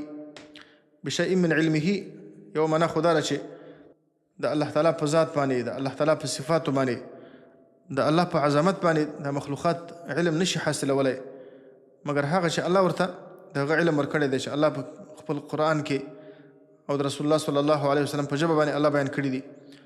نور د الله تعالی په د ذات په باره کې، د الله د ذات باره کې او د الله د صفاتو باره کې د مخلوقات پوره علم نشي حاصل، احاطه نشي کولی. د الله تعالی باره کې کامل علم د انسانان نشي حاصلولی مگر په هغه څه باندې چې الله ورته خبر ورکړی دی. لکه الله په سوره طه کې فرمایي ولا يحيطون به علما، او دا خلق په الله باندې د علم احاطه نشي کولی، یعنی الله پوره نشي پیژندلی دا خلق څنګه چې د الله سره شان مناسب ده. یا ولا يحيطون بشيء من علمه، من مراد د الله تعالی په معلوماتو باندې کوم معلومات د الله تعالی چې دي د الله تعالی د معلوماتو باندې د مخلوقات نه پوهېږي، احاطه نشي کولی الا بما شاء، مګر په هغه معلوماتو باندې چې الله تعالی وغواړي چې دوی ته تعلیم ورکړي، چې الله تعالی د خپلو پیغمبرانو په ژبه باندې د بندګانو ته د کوم شي تعلیم ورکړی دی، صرف په هغه شیانو باندې د انسانان پوهېږي. نور د الله تعالی معلومات ډېر زیات دي. د الله معلومات د انسانان په خپل علم کې نشي راوستلی. لکه حدیث کې راغلی دي چې موسی علیه السلام او خضر علیه السلام چې بحر کې سفر کاوه، یو مرغۍ راغله او په دې خپله ټونګه باندې یا په خپله مښوکه باندې د دې بحر نه یو څه اوبه راواخیستلې. نو خضر علیه السلام موسی علیه السلام ته وویلې: ما علمي وعلمك من الله إلا كما نقص هذا العصفور من هذا البحر. وازما او ستا علم د الله د علم په مقابل کې داسې کم دی، دومره کم دی لکه په مقدار د دې هغه باندې چې دغه دې مرغۍ چې د دې بحر نه څونه اوبه کمې کړي، نو د دغه نسبت چې موږ بحر ته وکړو د دې نسبت بحر ته هېڅ شی نه دی. نو زما او ستا علم د الله د علم په مقابل کې دقسې دی. وسع کرسیه السماوات والارض، وسع فراخ دی، فراخ ده کرسیه کرسی د الله تعالی، السماوات والارض اسمانونو ته او ځمکې ته. د الله تعالی کرسی اسمانونو او ځمکې ته فراخه ده. او دې کې الله تعالی خپل کمال ذکر کوي چې د الله تعالی کرسی دومره لویه ده چې هغه په دې اسمانونو او ځمکه باندې احاطه کړې ده، د دې نه لویه ده. کرسی د الله تعالی دا حقیقت دی چې د الله دپاره کرسی شته ده، د الله دپاره عرش شته دی، د الله دپاره کرسی شته ده. د سلف هم دغه عقیده وه، لکه څنګه چې د الله د شان سره مناسب ده. د عبدالله ابن عباس نه نقل ده، ګرچې بعضې متأخرینو په دې کې تاویلات کړي دي چې مراد د کرسی نه د الله تعالی سلطان دی، د الله تعالی حکومت دی، چې د الله حکومت دا فراخه دی په اسمانونو باندې او په ځمکه باندې، یا مراد د دې نه د الله تعالی علم دی چې د الله علم په اسمانونو او ځمکې باندې احاطه کړی دی. لیکن عبدالله ابن عباس فرمایي، او دارنګه د ابو موسی اشعري نه هم دا روایت دی چې کرسی د الله تعالی موضع القدمین، دا د پښو ځای دی، کما یلیق بشانه، لکه څنګه چې د الله د شان سره مناسب ده، موږ په کیفیت باندې نه پوهېږو. والعرش لا يقدر قد احد قدره، او د الله عرش چې دی خو دومره لوی دی چې د هغه اندازه هېڅوک نشي لګولی. دارنګه د ابو موسی اشعري نه هم دا خبره نقل ده، هغه هم دا خبره کړې ده چې الکرسي موضع القدمین، چې دا د الله د قدمینو ځای دی، لکه څنګه چې د الله د شان سره مناسب ده، کما یلیق بشانه. د الله د صفاتو باره کې د الله د صفاتو باره کې موږ تاسې د ځان نه په دې کې څه نشو ویلی، د دې کیفیت یوازې الله ته معلوم دی. او یو حدیث کې به راغلی دي، دا حدیث د ابو ذر غفاري نه روایت دی چې ما د رسول الله صلی الله علیه وسلم نه اورېدلی دي چې رسول الله صلی الله علیه وسلم فرمایل: ما الکرسی فی العرش الا كحلقة من حدید القیت بین ظهرانی فلات فی الارض. وای دا کرسی د الله د عرش په مقابل کې دومره وړه ده لکه یو حلقه چې د اوسپنې حلقه چې په یوه دشته کې واچوې چې هغه بالکل نه معلومیږي. او د عبدالله بن عباس نه خبره نقل ده، که دا اووه اسمانونه او دا اووه ځمکې که د دې نسبت کرسي ته بیا وکړو، نو دا د کرسي په مقابل کې دومره واړه دي بمنزلة الحلقة فی المفازة، لکه یو حلقه یوه کړۍ چې په یوه دشته کې واچوې. دا اووه اسمانونه او دا ځمکې دا د الله د کرسي په مقابل کې دومره واړه دي. بیا کرسي د عرش په مقابل کې دومره وړه ده لکه یوه حلقه چې په یوه دشته کې واچوې. نو د الله عرش په څومره لوی. او د الله د عرش باره کې یو حدیث کې راغلی دی، رسول الله صلی الله علیه وسلم فرمایي چې ما ته الله تعالی د دې خبرې اذن وکړه چې زه د حملة العرش ملائکو د یو ملک باره کې تاسې ته د هغه معلومات درکړمه، د هغه صفت تاسو ته بیان کړمه.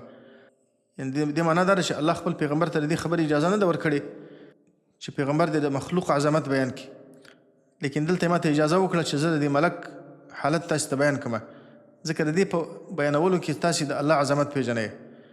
ما بین عاتقه الى شحمة اذنه مسیرة 700 سنة، د هغه د وږې او د غوږ د دې نرمۍ په منځ کې چې څومره مسافه ده 700 کاله مزل دی.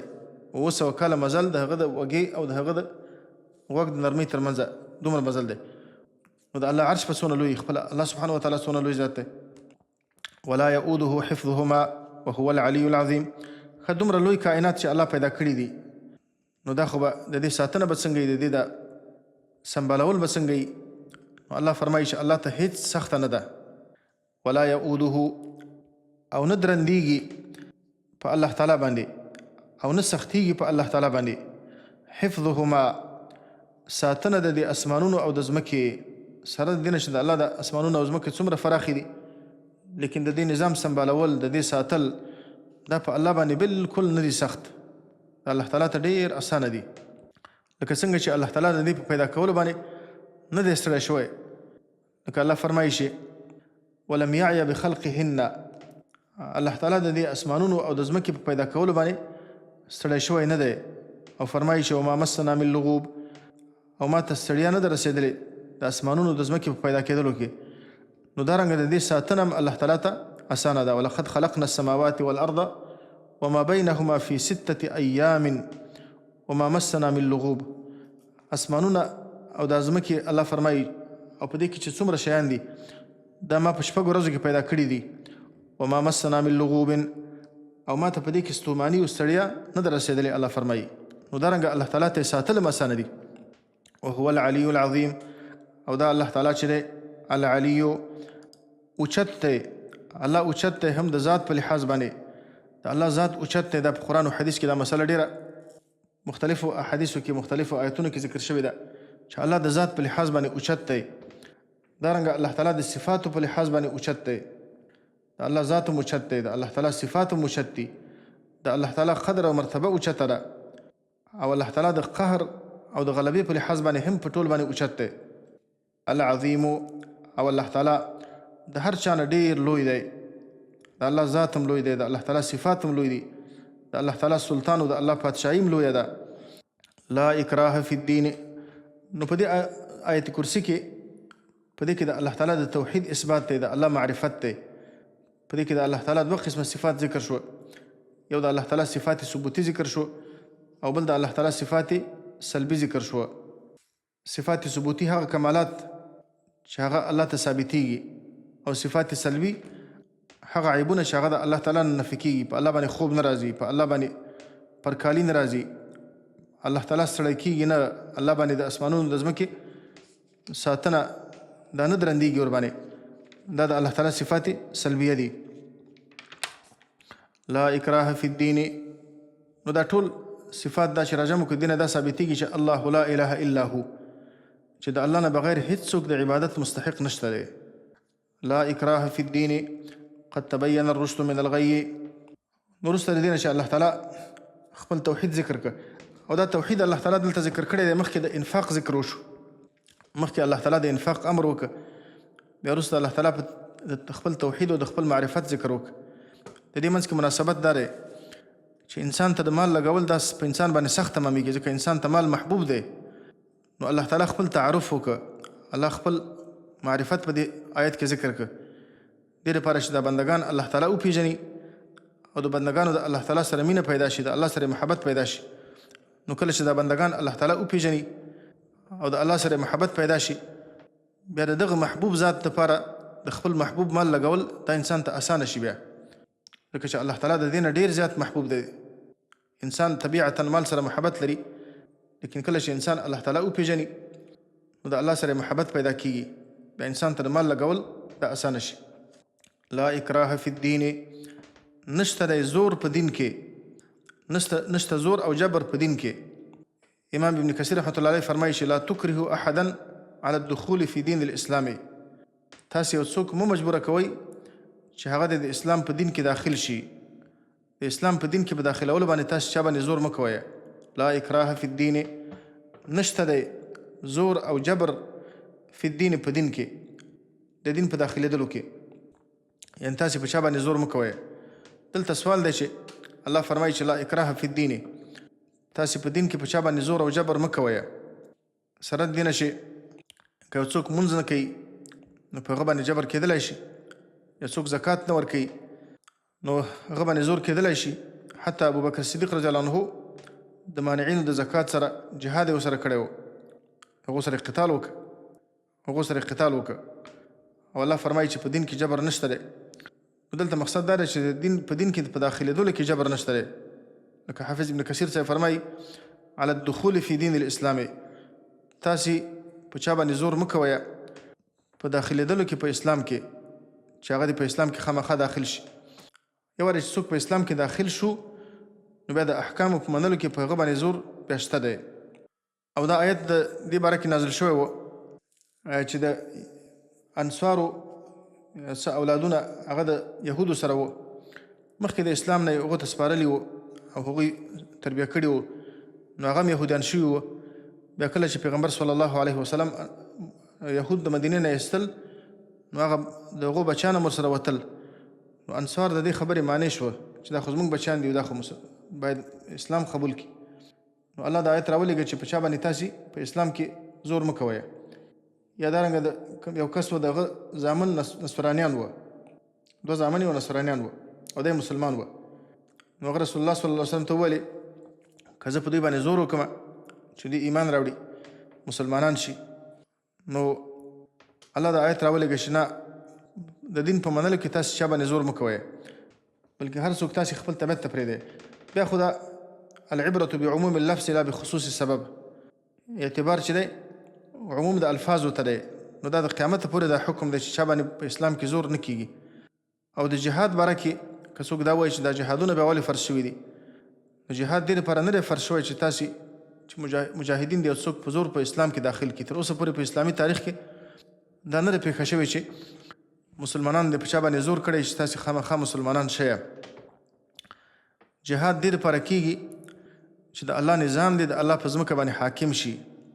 دا ځمکه الله پیدا کړې، دا مخلوق الله پیدا کړی دی، نو د ځمکې په مخ باندې به نظام د الله تعالی چلیږي.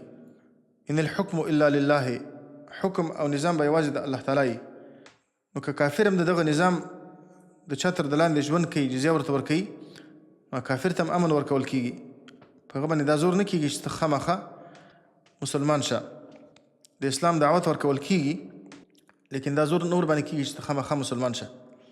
لیکن کله چې کافر د دې مزاحمت کوي، د الله د نظام مزاحمت کوي، دې ته رکاوټونه پیدا کوي، مشکلات پیدا کوي، یا مسلمانانو ته تکلیفونه ورکوي، نو بیا په هغه صورت کې د هغو سره جهاد کیږي. کني اسلام په زور په چا باندې اسلام دا تعلیم نه ورکوي چې تاسې په زور څوک مسلمانان کوي. په اسلامي تاریخ کې همیشه دپاره مسلمانانو حکومتونو کې کافرانو هم ژوند کاوه، هغو ته هم اسلامي نظام امن ورکاوه. قد تبین الرشد من الغی.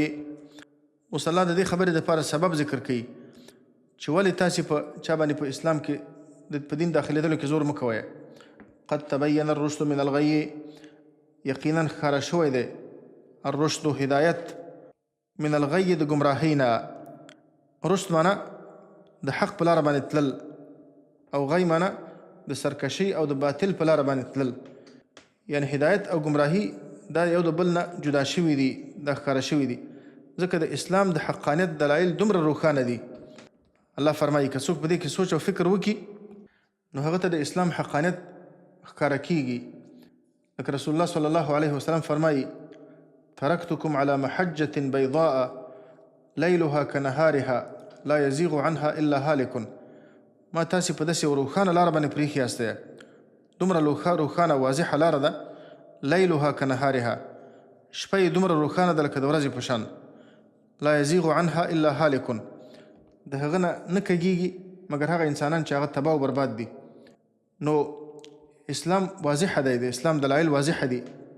لکه حافظ ابن کثیر رحمة الله علیه فرمایي چې الله فرمایي چې لا تکرهوا احدا علی الدخول فی دین الاسلام، تاسې چا باندې زور مه کوئ چې په اسلام کې داخل شه. فانه بین واضح جلی دلائله وبراهینه، لکه اسلام روښانه دی، واضحه دی، ښکاره دی، دلایل او براهین واضحه دي. لا يحتاج الى ان يكره احد في الدخول فيه، د دې ضرورت نشته دی چې یو څوک دی په دې باندې مجبوره شي چې هغه په اسلام کې داخل شي، بلکې چاته چې د الله د اسلام هدایت وکړه او اسلام ته د هغه سینه خلاصه کړه، الله ورته بصیرت ورکړه، نو هغه به په دې کې داخل شي، علی بصیرتین به داخل شي. او که څوک داخل نشو نو الله تعالی به د هغه په زړه باندې مهر ولګوي. او لیکن دا زور ورباندې نه کېږي چې ته خامخا مسلمان شه. الله هر چاته اختیار ورکړی دی، فمن شاء فلیؤمن ومن شاء فلیکفر. که د چا خوښه ایمان دې راوړي، که د چا خوښه کفر دې وکړي، لیکن د کافرانو انجام الله بیان کړی دی. که کفر دې اختیار که انا اعتدنا للکافرین سعیرا، د کافرانو دپاره ما الله فرمایي سوځونکی اور تیار کړی دی.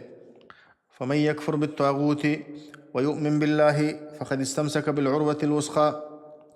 اوس الله تعالی د رشد او د غی وضاحت کوي. مخکې الله وویل چې قد تبین الرشد من الغی، هدایت او گمراهي دا دواړه ښکاره شوي دي یو د بل نه. هدایت هم واضحه دی او گمراهي معلومه ده چې څه شی گمراهي.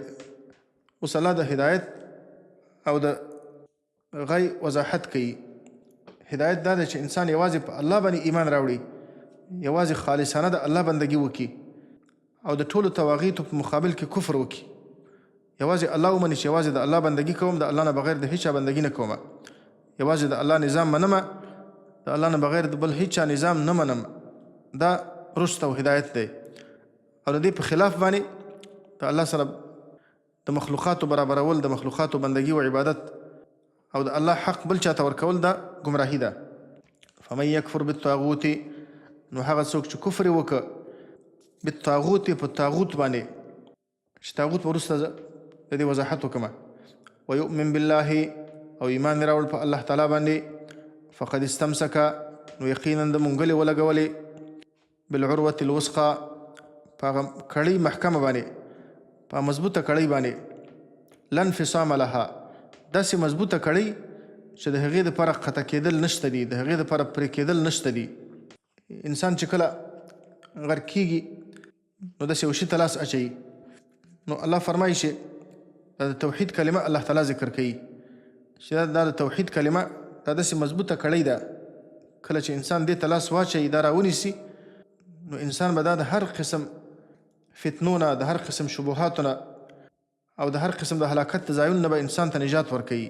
دا د توحید کلمه انسان ته نجات ورکوي. فمن یکفر بالطاغوت، لیکن دوه خبرې الله ذکر کوي. اوله خبره الله دا ذکر کوي چې په طاغوت باندې کفر، او بیا فرمایي چې ویؤمن بالله، په الله تعالی باندې ایمان. توحید هم دې دوه خبرو ته ویل کېږي، توحید نفي او اثبات. نفي اثبات، لا اله نفي، الا الله اثبات. لا اله د الله نه بغیر هیڅ د عبادت مستحق نشته دی، الا الله مگر الله د عبادت مستحق دی، یوازې الله د عبادت مستحق دی. نو لا اله کې کفر بالطاغوت، په الا الله کې ایمان په الله تعالی باندې، یعنی د الله نه بغیر هیڅ څوک د عبادت مستحق نشته دی. که هغه انسانان دي، که هغه پیران دي، که هغه ملائک دي، که هغه انبیا دي، که هغه اولیا دي، که هغه لمر سپوږمۍ ده، که څومره مخلوقات دي، دا هیڅوک د عبادت مستحق نه دي. یوازې الله د عبادت مستحق ګڼل بس دغه توحید دی. که یو څوک د الله بندګي هم کوي، لیکن د الله سره په څنګ کې د الله د مخلوقاتو بندګي کوي، که هغه هر څوک دي، که هغه پیغمبران دي، که هغه اولیا دي، که هغه ملائک دي، که هغه جنات دي، که هغه انسانان دي، که ونې دي، که تیږې دي، که لمر ده، که سپوږمۍ ده، د الله په څنګ کې د بل چا عبادت هم کوي، هغه عبادت چې د الله حق دی هغه بل چاته هم ورکوي، نو دا مؤمن نشي کېدلی، لکه دا شرک دی. یوازې خالصانه به د الله بندګي کوي. بیا طاغوت څه ته وایي؟ طاغوت دا د طغیان نه اخیستل شوی دی. طغیان معنا مجاوزة الحد، چې یو شی د خپل حد نه واوړي، دې ته طغیان وایي. لکه الله قرآن کې فرمایي انا لما طغى الماء حملناکم فی الجاریه. الله فرمایي کله چې طغى الماء، چې اوبه د خپل حد نه زیاتې شولې، د نوح علیه السلام طوفان چې کله په زمانه کې چې کله طوفان راغی، حملناکم فی الجاریه، نو ما تاسې پورته کړئ، تاسې مې بار کړی فی الجاریه، په روانه کشتۍ کې. انا لما طغى الماء، کله چې اوبه د حد نه زیاتې شولې، تجاوز یې وکړه د حد نه. نو طغیان معنا د حد نه تجاوز کول. طاغوت دا اصل کې د مصدر صيغه ده، او لکه د ملکوت په شان طغوت، ملکوت، رحموت، دا د مصدر صيغې دي. بیا د واو او د غین په منځ کې قلب مکانی شوی دی، یعنی واو مخکې شوی دی، د اول واو، او غین وروسته شوی دی، لکه دا ثقیل دی، دوه واونه ثقیل دی په یو ځای باندې. بیا دا واو متحرک دی، مخکې ځینې فتحه ده او په الف بدل شوی دی، د دې نه طاغوت جوړ شوی دی. طاغوت وایي چې شته كل ما تجاوز به العبد حده من معبود او متبوع او مطاع. بعض علماء خو داسې معنا کړې چې طاغوت معنا هر هغه څوک، هر هغه شی چې هغه د انسانانو د ګمراه کولو سبب جوړیږي. صاحب د تفسیر داسې معنا کړی چې اسم لكل من يضل الناس من الشياطين وبني آدم. هر هغه څوک چې هغه د الله بندگان ګمراه کوي، د انسانان ګمراه کوي، که هغه شیطانان دي که هغه انسانان دي، بس هغه طاغوتان دي. هر څوک چې هغه د الله بندگان ګمراه کوي هغه طاغوتان دي. او چا دا معنا کړی چې كل رأس في الضلاله وكل ما عبد من دون الله.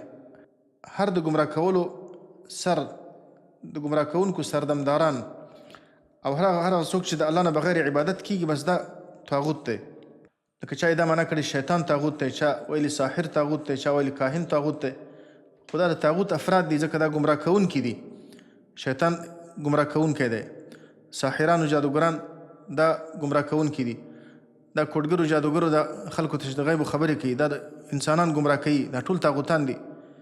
یو څوک چې دغه عبادت کیږي، خپل عبادت ته خلک رابلي، هغه حق چې د الله حق دی هغه ځان ته ورکوي، دا التواغیت دي. حافظ ابن قیم رحمة الله علیه د طاغوت معنا ډېره جامع معنا یې کړې: ما تجاوز به العبد حده من معبود او متبوع او مطاع. هر هغه شی چې بنده د خپل حد نه پورته کی، چې کوم حد الله تعالی مخلوقاتو ته ټاکلی چې دغه حد نه پورته کی، نو هغه حد څه شی دی؟ انسانانو ته الله تعالی دا حد ټاکلی دی، مخلوقاتو ته دا حد ټاکلی دی چې مخلوق د الله مخلوق دی، دا د الله بندگان دي، دا د الله مخلوق دی، دا د الله تعالی مملوک دي. نو که څوک د معبود نه، د عابد نه معبود جوړ کی، مخلوق دا دا حد ورته الله ټاکلی دی چې مخلوق به څه، دا به عابدي، د الله بندگی به کوي. دا الله ان كل من في السماوات والارض الا آتي الرحمن عبدا، لکه مخکې آیت ولی. په ځمکه او په اسمانونو کې چې څومره مخلوقات دي دا د الله بندگان دي. نو که څوک د مخلوق نه، د بنده نه عابد جوړ کی، معبود جوړ کی ځینې، نو هغه د خپل حد نه پورته که، د خپل مرتبې نه پورته که، د الوهیت د الله مرتبې ته ورساو. نو هر مخلوق چې څوک د خپل مرتبې نه پورته کوي او د الله مرتبه ورکوي، بس دغه طاغوت دی. یو د مرتبه د الله تعالی، الله سره الله معبود دی، نو د مخلوق نه معبود جوړول دغه مخلوق د طاغوت شو. بل دا چې الله تعالی متبوع دی او مطاع دی، د الله د هرې خبرې تابعداري به کیږي، د الله د هرې خبرې اطاعت به کیږي، اطاعت مطلقه، د الله په خبره کې به چون و چرا نه کیږي. نو که یو چا د یو مخلوق نه دغسې یو شی جوړ کړه چې دغه هره خبره به منل کیږي او هیڅ خبره به یې رد کیږي نه، غیر د پیغمبران نه. پیغمبران خو چې دغه د خبرې منل د الله خبره منل دي، لکه د پیغمبر خبره د الله خبره یې، خپله خبره نه د پیغمبر. من یطیع الرسول فقد اطاع الله. څوک چې د الله د پیغمبر اطاعت کوي هغه په حقیقت کې د الله اطاعت کوي. ان د الله د خبرې په خلاف باندې د بل چا د خبرې منل، بل چا ته دا حق ورکول چې دغه هره خبره باید ومنل شي او په هرې خبرې کې تابعداري وشي، نو هغه د خپل حد نه پورته که، کوم حد چې الله ټاکلی ورته دغه حد نه پورته که، دغه نه معبود طاغوت جوړ که. بیا معبود من دون الله، اول څه شی و؟ كل ما عبد من دون الله. هغه څوک چې د الله نه بغیر د هغه عبادت وشي دا طاغوت دی، ځکه هغه د خپل حد نه پورته شو. لیکن دلته اوس څو خبرې پکې مهمې دي. یوه خبره پکې دا مهمه ده چې هغه په دې باندې خوشحاله وي، د چا چې عبادت کیږي د الله نه بغیر عبادت کیږي او هغه په دې خپل عبادت باندې خوشحاله وي. یو چا ته سجدې کیږي، یو چا په نوم باندې نظرونه کیږي، یو چا ته هغه حق چې د الله حق دی هغه ورته ورکول کیږي، دی په دې خوشحاله دی، بلکې خلک دې ته دعوتوي، نو دا طاغوت دی، دا یقینا طاغوت دی. که دا انسان دی، که دا پیری دی، که دا هر شی دی، دا طاغوت دی. او که راضي نه و په دې باندې، یا په دې باندې د سره خبر نه و، نو هغه بیا په طاغوت کې نه داخلیږي. لکه د خلکو د عیسی علیه السلام عبادت کړی دی، نصوارا د عیسی علیه السلام عبادت کوي، د ملایکو عبادت شوی دی، د جناتو مسلمانانو عبادت د خلکو کړی دی، د اولیاء و صالحینو عبادت خلک کوي، د شیخ عبدالقادر جیلانی رحمه الله نه خلکو معبود جوړ کړی دی. داسې نور نیکان صالحان بندگان د الله تعالی دي، خلک دغو عبادت کوي، د قبرونو طوافونه کوي، سجدې ورته کوي. نو دغه نیکان صالحان دوی ته موږ طاغوت نشو ویلی، دوی طاغوت نه دي، ځکه دوی په دې باندې راضي نه دي. عیسی علیه السلام چې راکوز چې د اول کار به دا وکړي چې صلیب به مات کړي. عیسی علیه السلام په دې باندې، لکه قرآن کې الله دا خبره ذکر کړې چې الله تعالی به عیسی علیه السلام ته ووایي چې آیا تا دې خلکو ته ویلي و چې تاسې زما عبادت وکړئ، زما د مور عبادت وکړئ؟ قال سبحانك ما يكون لي ان اقول ما ليس لي بحق. الله تعالی ته خو پاکې د دې نه شي تا سره د څوک شریک شي، ما دپاره دا مناسب نه ده چې زه دوی ته داسې خبره وکړم چې هغه ماته حق خبره نه وي، مګر هغه خبره به کوم چې کومه خبره حق خبره وي. ما قلت لهم الا ما امرتني به، ما دوی ته بله خبره نه ده کړې مګر هغه خبره مې کړې چې تا ماته د هغې امر کړی دی، ان اعبدوا الله ربي وربکم، چې تاسې د الله بندګي وکړئ چې هغه زما رب هم دی ستاسې رب هم دی. نو عیسی علیه السلام یا هغه پیغمبران یا هغه صالحین چې خلکو د هغو عبادت کړی دی خو هغوی په دې باندې راضي نه دي، نو هغه ته طاغوت نه ویل کېږي. او هغه شیان چې هغه د سره شعور نه لري او خلک عبادت کوي هغه ته طاغوت ویل کېږي، لکه مثلا تیږې دي، بوتان دي، لمر، سپوږمۍ، نور مخلوقات چې د هغو عبادت کېږي او هغه شعور نه لري هغه په طاغوت کې داخلیږي. خو په انسانانو کې هغه انسانان چې هغه په دې خوشحاله نه وي یا د سره خبر نه وي خلک ورته عبادت کوي هغه په طاغوت کې نه داخلیږي. او بل په طاغوت کې دا داخلیږي چې لکه مې دا خبره مو کړه چې تابعداري او اطاعت دا یوازې د الله تعالی به کېږي. د ما انزل الله په خلاف باندې د الله د خبرې په خلاف باندې یو بل چاته دا مقام ورکول چې د هغه هره خبره باید ومنل شي او د هغې اطاعت باید وشي، نو هغه نه طاغوت دا د هغه نه طاغوت جوړول دي. لکه الله د یهودو باره کې د نصاراو باره کې فرمایي اتخذوا احبارهم ورهبانهم اربابا من دون الله، دې خلکو د خپلو علماونه او د خپلو راهبانو پیرانو نه خدایان جوړ کړي وو ما سوا د الله نه. نو عدي بن حاتم رضی الله عنه مخکې نصراني و، دا مسلمان شو. پیغمبر صلی الله علیه وسلم ته وویل چې یا رسول الله الله تعالی زموږ باره کې دا خبره ذکر کړې ده چې دوی د خپلو پیرانو نه د خپلو علماو نه خدایان جوړ کړي وو، ما عبدناهم، موږ خو د هغو عبادت نه و کړی. رسول الله صلی الله علیه وسلم ورته وویلې الیس یحرمون ما احل الله فتحرمونه ويحلون ما حرم الله فتحلونه؟ قال نعم. ایا داسې نه وه چې کوم شی چې به الله حلال کړي وو دې علماو پیرانو به تاسې ته حرامول، او کوم شی چې به الله حرام کړي وو هغه یې تاسې ته حلالول، د دوی حرام به تاسې حرام ګڼل او د دوی حلال به هم حلال ګڼل. قال نعم، پیدا کارم کاوه. قال فتلك عبادتهم، رسول الله صلی الله علیه وسلم ویل چې بس دغه د دوی عبادت دی، دغه حلال و حرام یوازې د الله حق وه. نو د الله د خبرې په خلاف باندې د یو بل چا خبره مخکې کول او د هغه ته دا مقام ورکول چې د هره خبره باید ومنل شي، نو دا د هغه نه طاغوت جوړول دي. دغه رنګه د حکامو نه د پادشاهانو نه د هغو اطاعت او مطاعن، بله خبره مطاع ده، د بل چا د خبرې اطاعت کول، اطاعت مطلق اطاعت بقید بشرطه بل چاته دا حق ورکول چې د هغې اطاعت دې وشي، دا د هغه نه او خصوصا د ما انزل الله په خلاف باندې، د الله د خبرې په خلاف باندې، د الله د رسول د خبرې په خلاف باندې د یو چا اطاعت کول او هغه ته دا حق ورکول، دا د هغه نه دغه پاچا نه طاغوت جوړول دي. ځکه حدیث کې راغلی دی رسول الله صلی الله علیه وسلم فرمایي على المرء السمع والطاعة فيما أحب وكره ما لم يؤمر بمعصية.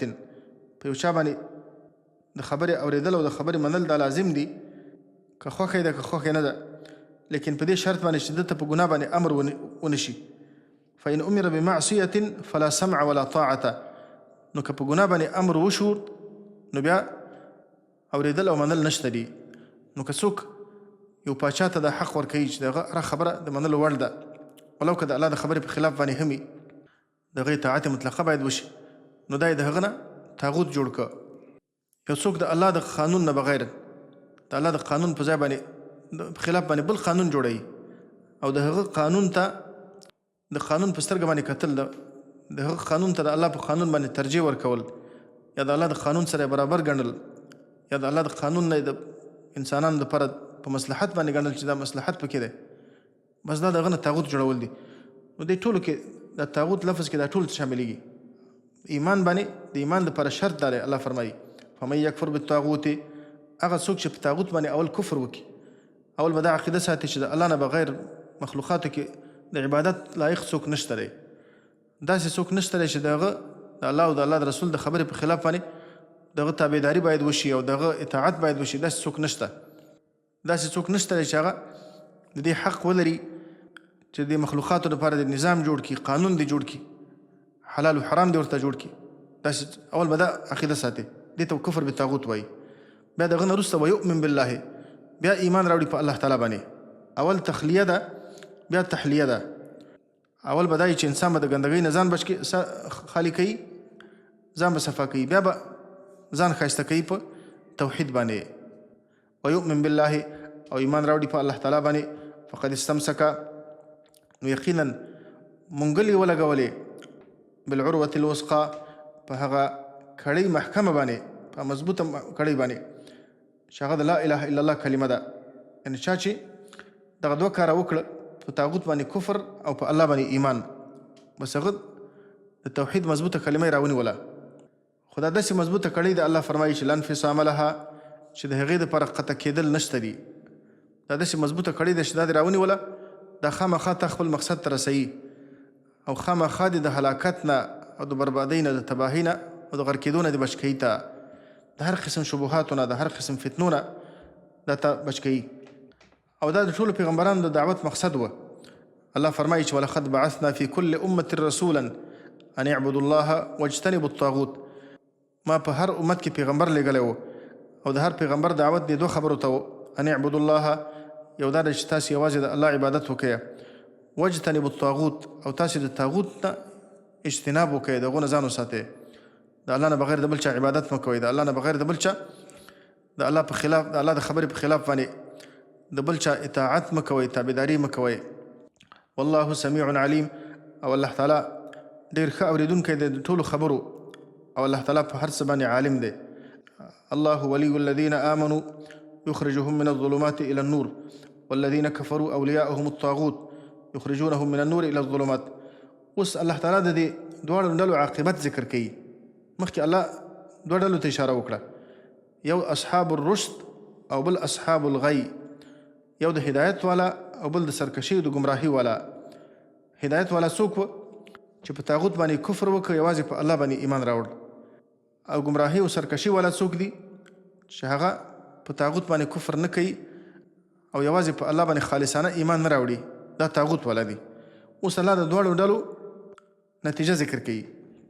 الله ولی الذین آمنوا، الله تعالی دوست دی او متولی دی الذین آمنوا، د هغه کسانانو چې مؤمنان دي. الله د مؤمنانو سره دوستی کوي. دا کم کسان چې صحیح ایمان راوړی دی، الله د هغو دوست دی. الله د خپل دوستۍ اعلان هغو ته کوي. او دلته مراد د دوستۍ نه د الله خاص دوستی ده چې هغه یعنې الله توفیق ورکوي، الله تعالی د هغو حفاظت کوي، الله د هغو نصرت کوي، او الله هغوی نور په حق لار باندې روانوي. یخرجهم من الظلمات الى النور، نتیجه به څه شي د الله د دوستۍ؟ د الله د دوستۍ لویه نتیجه دا ده، لویه ثمره یې دا ده، یخرجهم چې الله تعالی را باسي دوی لره من الظلمات د تیارونه الى النور د رڼا طرف ته، د جهالت د تیارونه، د کفر د تیارونه، د شک د تیارونه، د منافقت د تیارونه، د فسق و فجور د تیارونه الله تعالی را باسي الى النور، رڼا د توحید ته، رڼا د علم ته، رڼا د حق ته، او رڼا د یقین ته، رڼا د الله تعالی اطاعت او د سنت، د ظلماتو د بدعت نه را باسي د نور د سنت ته. او دلته الله تعالی د هغو په ایمان کې ترقي پیدا کوي همیشه دپاره. چا چې په الله باندې صحیح ایمان راوړ، نو الله تعالی په هغو کې هغو ته دا نتیجه پیدا شي چې الله به د هغو په ایمان کې ترقي پیدا کوي. والذین اهتدوا زادهم هدى، هغه کسانان چې د هدایت لاره یې غوره کړه، الله د هغو هدایت وخت په وخت باندې زیاتوي. لکه وروسته د واقعاتو کې انشاءالله ذکر کېږي، لکه موږ تاسې واقعات په لفظي ترجمه کې وویلې. ابراهیم علیه السلام ته، عزیر علیه السلام ته الله تعالی د هغو په ایمان کې ترقي ورکړه. د علم الیقین نه الله تعالی د هغو ایمان عین الیقین درجې ته ورسوه، د مشاهدې حالت ته الله تعالی د هغو ایمان ورسوه. نو الله په ایمان کې ترقي ورکوي کم کسانان چې د الله دوستان دي. والذین کفروا، او هغه کسانان چې کافران دي، د سرکشي والا دي چې دا مخکې ذکر شو. اولیاءهم الطاغوت، دوستان د هغو طاغوتان دي. طاغوتان بیا دلته مراد ټول هغه ګمراه کوونکي، که هغه انسانان دي، که هغه پیریان دي، شیطانان دي، نو هغه ټول ګمراهي طرف ته دعوت ورکوونکي دا ځینې مراد دي. د هغو دوستان بیا شیطانان دي. الله د هغو سره دوستی نه کوي. شیطانان بیا څه کار کوي؟ یخرجونهم من النور، راباسي دوی لره من النور د رڼا نه الی الظلمات د تیارو طرف ته. دا کوم فطري هدایت چې الله هر انسان ته کړی دی، هر انسان کې الله فطري هدایت پیدا کړی دی. لکه حدیث کې راغلی دی چې کل مولود یولد علی الفطرة، هر نوی ماشوم دا د فطرت په فطرت باندې پیدا کیږي، د توحید په عقیده پیدا کیږي. بیا د غلط تربیت د وجه نه چې مور و پلار غلط تربیت وکړي، یا یهودي شي یا نصراني شي او په غلطو لار باندې روان شي، نو دغه فطري هدایت چې الله ورته کړی و چې نور دی، د دې نه راباسي الی الظلمات، د تیارو طرف ته، د ایمان نه د کفر طرف ته راباسي، د توحید نه د شرک طرف ته راباسي، د سنت نه د بدعت طرف ته راباسي، د الله د طاعت او بندګۍ نه معصیت او نافرمانی ته راباسي، د یقین نه شک طرف ته راباسي. خو همیشه نور هم پسې ګمراه کوي.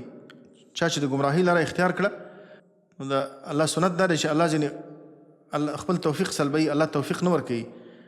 بیا شیطانان د سره ملګري شي. لکه وروسته الله په قرآن کریم کې دا خبره ذکر کړې، ومن یعش عن ذکر الرحمن نقید له شیطانا فهو له قرین. وایي چا چې د الله د ذکر نه سترګې پټې کړې، د قرآن نه مخ واړاوه، قرآن ته توجه نه کوله، د الله سره دوستي نه کوله، د الله سره تعلق نه وه، نو د الله سنت دا دی چې نقید له شیطانا، زه به شیطان په ده باندې مسلط کمه، فهو له قرین، شیطان به د هغه دپاره همیشه ملګری وي. نو شیطان به څه کار کوي؟ وانهم لیصدونهم عن السبیل، او دغه شیطانان به دوی د الله د حق لارې نه منع کوي، ګمراهۍ طرف ته به را دعوتوي. ویحسبون انهم مهتدون، او دوی به دا ګمان کوي چې موږ په هدایت باندې یاستو. نو چا چې د الله صحیح لاره پرېښودله، بیا دوی شیطانانو ته حواله کېږي. شیطانان همیشه د رڼا نه د ګمراهۍ طرف ته، د ظلماتو طرف ته دعوتوي. او بل مراد د نور نه دلته د کوم نور نه؟ هغه نور فطري نور و، یا من النور، د هغه نور نه چې پیغمبرانو علیهم الصلاة والسلام راوړی و، د هغو نه یې د تیارو طرف ته راباسي، یا د هغه نور نه چې هغه د دې واضحو دلایلو نه معلومیږي چې الله تعالی د توحید دپاره واضح دلایل پیدا کړي دي، د اسلام د حقانیت دپاره واضح دلایل دي. لکه مخکې خبره ذکر شوه، قد تبین الرشد من الغی، د هدایت لاره ښکاره شوې ده د ګمراهۍ نه. سره د دې نه چې دغه د هدایت لاره ښکاره وه، واضحه وه، د شیطانان د دغې واضحې لارې نه د ګمراهۍ طرف ته راباسي. او دلته قرآن کریم کې الله تعالی همیشه دپاره ظلمات جمع ذکر کوي، نور مفرد ذکر کوي. من الظلمات، د تیارونه، الی النور، د رڼا طرف ته. دې کې دې خبرې ته اشاره ده چې د حق لاره همیشه یوه ده، او د ګمراهۍ لارې زیاتې دي. د نور لاره یوه ده، او ظلمتونه او تیارې زیاتې دي. د حق لاره یوه ده، او د ګمراهۍ لارې دا مختلفې لارې دي. لکه الله فرمایي چې وان هذا صراطي مستقیما فاتبعوه ولا تتبعوا السبل فتفرق بكم عن سبیله. الله فرمایي دغه زما لاره ده، برابره لاره ده، تاسې دې پسې روان شئ، د دې تابعداري وکړئ چې دا یوه لاره ده فقط. ولا تتبعوا السبل، او تاسې د دې ډېرو لارو تابعداري مه کوئ چې دا د ګمراهۍ لارې دي. فتفرق بكم عن سبیله، چې تاسې به د الله د لارې نه جدا کړي. نو قرآن کریم کې همیشه دپاره ظلمات جمع ذکر کیږي او نور مفرد ذکر کیږي. وجعل الظلمات والنور، الله تیارې پیدا کړي دي او نور پیدا کړی دی. او د حق د لارې نه قرآن کریم په یمین باندې تعبیر کوي، په ښي طرف باندې، او د باطل د لارې نه په شمال باندې تعبیر کوي، په چپ طرف باندې. الله فرمایي چې عن الیمین وعن والشمائل، یمین دا مفرد ذکر کوي، د حق لاره یوه ده. شمائل دا جمع ذکر کوي، چپ طرفونه. وعن ایمانهم وعن شمائلهم، دا چپ طرفونه. نو د حق لاره یوه ده، او د باطل لارې دا زیاتې دي. اولئک اصحاب النار، دا قسم خلق چې دا د شیطانانو دوستان دي، او شیطانان نور په دې تیارو کې ننباسي، یعنې ورځ په ورځې تیارې نور هم زیاتېږي. اصحاب النار دا صاحبان د اور د جهنم دي، یعنې د جهنم د اور والا دي. هم فیها خالدون، دوی به د جهنم په اور کې همیشه دپاره وي. وصلی الله وسلم وبارک علی نبینا محمد وعلى آله وأصحابه أجمعين.